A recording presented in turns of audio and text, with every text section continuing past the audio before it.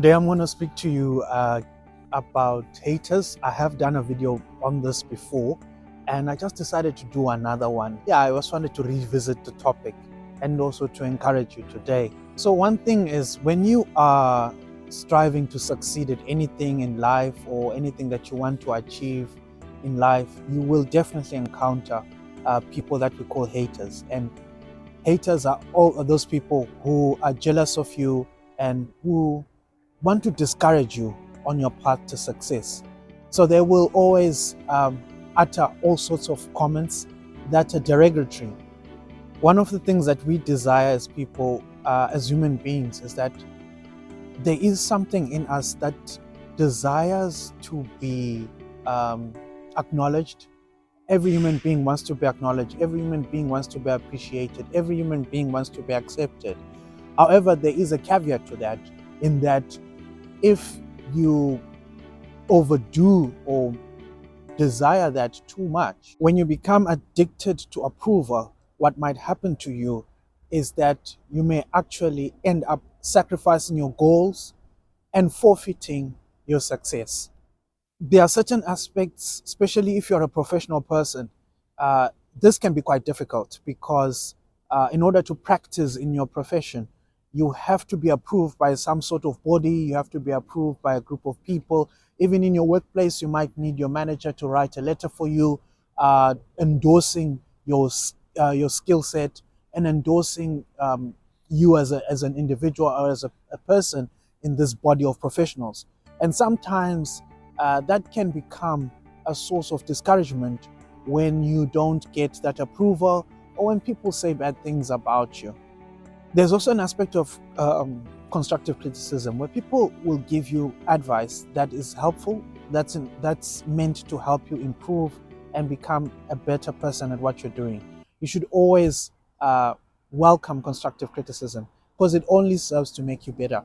So you need to have some sort of a balance in how you approach the issue of acceptance by people and getting approval from people. So what do you actually do with these so-called haters? So one thing you need to know, number one, is that haters will always be there. There will always be people who are not happy with your success. There will always be people who are jealous of you. There will always be people that feel that you are better than them. So they will want to do things or say things that will discourage you so that you can sabotage your own success. However, there are times where people will say things in order to put you in a sort of a box so that they kind of are able to manipulate you or make themselves feel better about their lack of pursuit for success. So they'll say all negative things just to pull you down. And this is something that I'm sharing with somebody who's watching this video, that never underestimate yourself. Always strive for success. And do never allow haters to talk you down. Never allow haters to kill your passion or extinguish the flame of your passion in your profession and in whatever you are doing. And in my profession, sometimes we encounter difficult people in terms of workmates, and also because I'm in the medical field, sometimes we encounter difficult clients who are patients. I know, for example, when I worked in a particular emergency room, patients would call in and ask for the name of the doctor who was on call that particular night. And if they heard that this doctor, his name was probably from a certain, background or ethnic origin, or ethnic background rather, that they were not confident of or that they didn't like, they opted to go to another hospital. Working in that emergency room was a little bit challenging because you had to balance the issue of patient care, maintaining quality of medical care, and also having to be emotionally intelligent, especially when you're dealing with entitled patients, difficult patients, and also members of staff who are also difficult to get along with. So there was a lot that you had to balance. Having worked there for a couple of months, you reach a point where you develop a thick skin and you become impervious to any negative comments and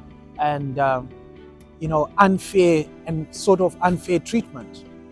But also, I would say, from my own personal point of view, there's a part of you and a passion inside of you that begins to die, or this flame of enthusiasm that begins to die. So the zeal and the passion that you had at the beginning, when you embarked off a care, begins to diminish to a certain extent. This flame of enthusiasm that begins to diminish. Eventually, you just tell yourself, I'm here to do my job, I'm here to do my work, I'm here to take care of the patients, and also I'm here to earn a paycheck at the end of the month. And I need the money to pay my bills and to continue to advance in my career. And I just want to share with you a personal thing that happened to me actually when I was working in that particular emergency room.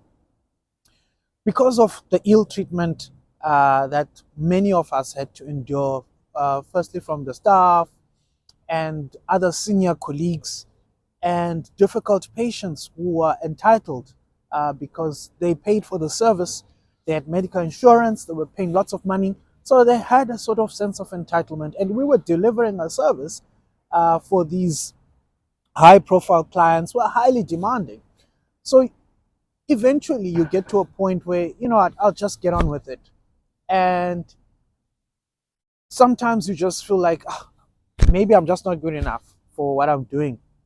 And I'll share with you a personal experience that happened to me in that what would happen is, once we have seen our patients during the course of the week, they would be sent to a follow-up clinic. So what happened to me is that one of the patients I had seen on one of my calls who suffered an injury, and I sutured that patient on his lower extremity.